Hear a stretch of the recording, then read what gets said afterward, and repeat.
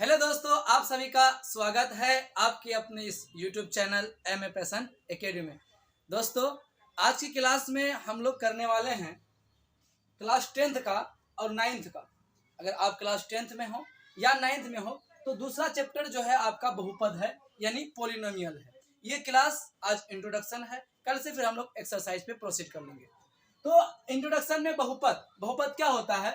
तो बहुपद उस बीज व्यंजक को कहते हैं जिनमें चर राशि का घात जो होता है वो एक पूर्ण संख्या होती है। चर राशि क्या होता है? तो वह राशि जिनका मान बदलता रहता हो उसे चर कहते हैं, और जिसका मान नहीं बदलता उसे अचर कहते हैं। सिंपली अगर हम लोग देखेंगे तो x और y t ये सब जो आता है बहुपद में, वे सारे क्या हैं? तो वो चर राशि हैं, और इनका वैल्यू क्या होता है? अकॉर्डिंग टू नंबर हम लोग चेंज करते रहते हैं, और इसका वैल्यू जो होता है वो बदलते रहता है। सिंपली हम लोग कहेंगे कि वह राशि जिनका मान बदलते रहता हो उसे चर राशि कहते हैं। ठीक है, तो यहाँ पे चर राशि का जो पावर होता है, जो घात होता है, वो क्या होनी चाहिए? तो वो पूर्ण संख्या होनी चाहिए। तो पूर्ण संख्या क्या होता है? आप इससे पहले क्लास में पढ़ चुके हैं कि पूर्ण संख्या क्या होता है। यानी जब हम लोग गिनती की संख्या में जीरो को शामिल कर लेते हैं, 1 2 3 डॉट डॉट, ये सारी संख्याएं जो है ये क्या है? यही क्या है? हमारा पूर्ण संख्या है। तो चर राशि का घात को देखना है कि पूर्ण संख्या है कि नहीं है। तो इस जो एग्जांपल लिए इसमें देखिएगा कि चर राशि का घात यहाँ पे 2 है और यहाँ पे कुछ नहीं तो 1 है। तो 2 और 1 तो भाई पूर्ण संख्या है, इसका मतलब ये बहुपद अपना है। यहाँ पे 4 है, 3 है, 2 है, 1 है, बहुपद है। ये 1 है, इसका मतलब ये सारे बहुपद हैं। तो अब बहुपद होने का शर्त क्या क्या होता है? तो बहुपद होने का फर्स्ट शर्त है कि अगर बहुपद वो होगा तो सबसे पहले उनकी चर राशि का घात क्या होना चाहिए? पूर्ण संख्या होना चाहिए। चर राशि का पावर पूर्ण संख्या होना चाहिए। चर राशि भिन्न में नहीं होना चाहिए। चर राशि का जो वैल्यू है वो दशमलव में नहीं आना चाहिए, डेसिमल में नहीं आना चाहिए। चर राशि रूट के अंदर नहीं होना चाहिए। चर राशि बट्टे में यानी भाग के रूप में नहीं होना चाहिए। जैसे कि हमने यहाँ पे लिख दिया इन डिटेल, देख सकते हैं कि चर राशि का घात पूर्ण संख्या होना चाहिए। ठीक है, चर राशि का घात जो है ना वो माइनस में होना चाहिए।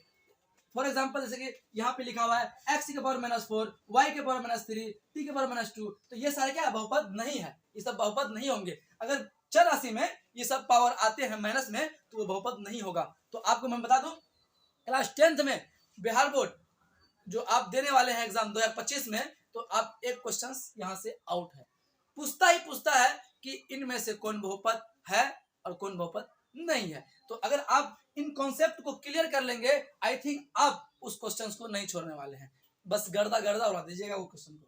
ठीक है, तो चर राशि जो होगा वो रूट के अंदर नहीं होना चाहिए। चर राशि रूट के अंदर अगर होगा तो वो फिर बहुपद नहीं होगा। अगर चर राशि बाई में है, फ्रैक्शन में लिखा हुआ है, इसका मतलब ये नहीं होगा। और चर राशि का घात भी फ्रैक्शन में होना चाहिए। ना तो चर राशि फ्रैक्शन में होना चाहिए, भिन्न में होना चाहिए, और ना ही चर राशि का जो पावर है, घात है, वो भी क्या होना नहीं चाहिए? तो घात में नहीं होना चाहिए। मतलब चर राशि का घात क्या होना चाहिए? परफेक्ट क्या होना चाहिए? पूर्ण संख्या होना चाहिए। समझ में आई? ठीक है, तो अब क्वेश्चंस कैसे बनता है? तो क्वेश्चंस में आपको फॉर एग्जांपल दे देगा कि इनमें से कौन बहुपद है। ऑप्शन ए 3x + 2, इसके पावर मान के चलिए आपको दे देगा 1/7।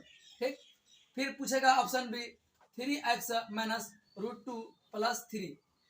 ठीक, फिर ऑप्शन मान के चलिए सी दे देगा आपको कि 4x के power 2 + 3x + 1/y। For example ऐसे दे सकता है। ठीक है, तो क्या इनमें कौन बहुपद है? तो बोलेंगे सर इनमें ना इसका देख रहे हैं कि घात जो है ना वो फ्रैक्शन में आ गया, भिन्न में आ गया है ना, तो इसका मतलब ये तो बहुपद नहीं होगा।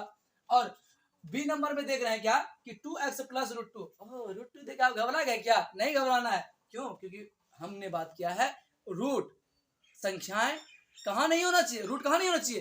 तो चर राशि में नहीं होना चाहिए। यहाँ तो अपन का अचर है, ये तो गिनती वाला है, इसमें कुछ और है। दशमलव में इसका पावर कुछ दशमलव में लिख दे, इसका पावर फ्रैक्शन में लिख दे, इसको रूट के अंदर लिख दे, इसको बट्टे के अंदर लिख दिए।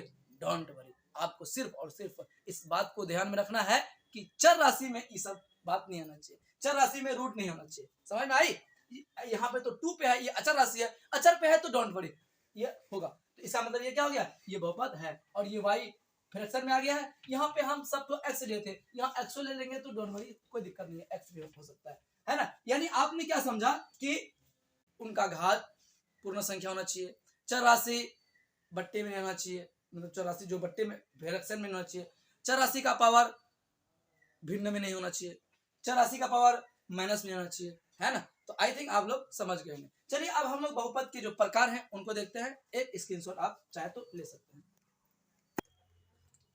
चलिए अब देखते हैं घात के अनुसार बहुपद के प्रकार, है ना।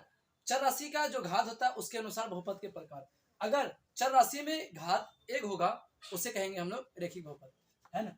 जिस बहुपद में चर राशि का घात एक हो उसे रेखिक बहुपद कहते हैं, लीनियर पॉलिनोमियल कहते हैं। देख रहे हैं कि यहाँ पे घात कितना 1 है, यहाँ पे 1 है, ठीक है। और एक बात और भी याद रखिएगा आप लोग, ये ऑब्जेक्टिव के पॉइंट ऑफ व्यू से देखे हुए हैं। कभी कभी पूछता है कि बताइएगा रेखिक बहुपद में घातों की संख्या कितनी होती है, तो 1।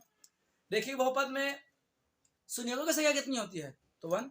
रेखिक बहुपद का आलेख यानी ग्राफ कैसा बनेगा, तो वो सरल रेखा बने, सरल रेखीय बनेगा, ठीक है। यानी ग्राफ ऐसा ही बनेगा, मान चलिए, है ना, ये ग्राफ है तो ऐसा ही बनेगा।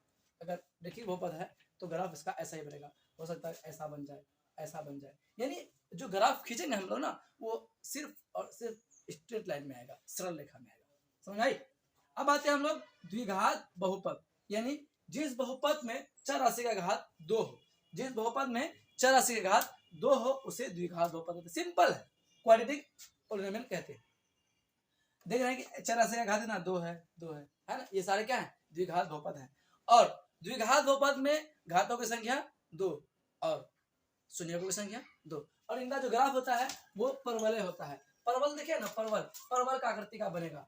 फॉर एग्जांपल जैसे हम ग्राफ बना रहे हैं, ठीक है, इसका जो ग्राफ बनेगा कुछ इस प्रकार का बनेगा, ठीक है, कुछ इस प्रकार का बनेगा, समझ रहे हैं, या कुछ इस प्रकार का बनेगा, यानी स्ट्रेट लाइन में नहीं होगा, परवल जैसा बनेगा, तो इसका नाम क्या है, परवलय, परवलय। तो क्वेश्चन पूछ सकता है कि बताइएगा कि द्विघात बहुपद में शून्यकों की संख्या कितनी होती है, तो कहेंगे 2।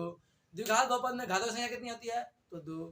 द्विघात बहुपद का आलेख जो ग्राफ होता है वो कैसा होता है, तो कहेंगे वो परवलय होता है।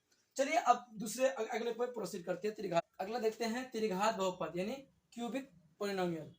जिस बहुपद में चर राशि का घात 3 होगा उसे हम लोग त्रिघात बहुपद कहेंगे, और इनमें शून्यकों की संख्या भी क्या होगी, 3 होगी। तो यहाँ देख सकते हैं कि इस बहुपद में जो हाईएस्ट पावर है, अधिकतम घात है वो 3 है, देख सकते हैं अधिकतम जो घात है वो क्या है, 3 है, 3 है ना। तो हाईएस्ट पावर 3 है, यानी इसमें अधिकतम जो घातों की संख्या है वो 3 है। तो जिस बहुपद में अधिकतम घातों की संख्या 3 होगा उसे हम लोग त्रिघात बहुपद कहेंगे, और उनके शून्यकों की संख्या भी कितनी होती है, 3 होती है, सिंपल।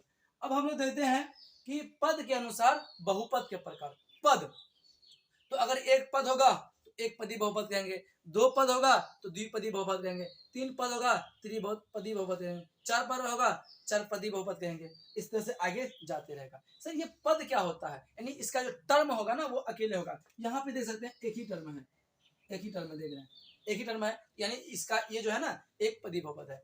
और ये पद कैसे बनता है, तो उनके बीच में ना हम लोग देखते हैं कि प्लस और माइनस का चिन्ह होता है, उसी से हम लोग काउंट कर लेते हैं कि इनमें कितना पद में बहुपद है। फॉर एग्जांपल मान लीजिए यहाँ पे लिखे हैं 3x प्लस 7, तो यहाँ देखिए कि यहाँ 3x है और यहाँ 7 है, और ये प्लस आने से प्लस हो या माइनस हो आप देख कर पता कर लेंगे हम लोग। तो एक पद ये हुआ और एक पद ये हुआ, यानी कितना पद हो गया, तो 2 पद हो गया इसमें, ठीक है। अब मान के चलिए इसी में एक पद और बढ़ा देते हैं, suppose that 3x minus 7 plus 2, ठीक है। तो इसमें कितना पद है, तो देख रहे हैं कि एक पद यहाँ है, एक पद यहाँ 2 और एक यहाँ 3, कितना पद हो गया, ये 3 पद में बहुपद है। समझ आई। चलिए आप लोग आई थिंक समझ में आया होगा, ये इंट्रोडक्शन था। अब अगले क्लास में हम लोग नेक्स्ट क्लास में क्वेश्चन पे प्रोसीड करते हैं। आई थिंक आपको बहुपद समझ में आया होगा। यदि समझ में आता है तो लाइक करें, चैनल को सब्सक्राइब करें और अपने दोस्तों के साथ शेयर जरूर करें। मिलते हैं किसी नेक्स्ट वीडियो में। Thanks for watching this video.